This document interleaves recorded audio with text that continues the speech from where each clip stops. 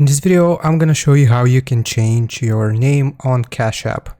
So we got to click on the profile icon right here in the top right corner. And if we go to personal, as you can see here, we don't have the option to change our name. So instead, what we have to do is scroll all the way down until we see support. So click on support.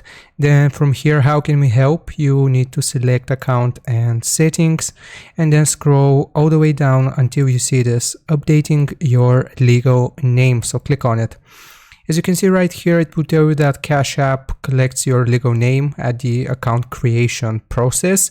And if you want to change your legal name, you have to provide some documents or have some documents ready, a photo of the legal name, an updated photo ID, a signed letter of authorization, or a selfie of holding your new ID. Actually, you need to provide all of this information.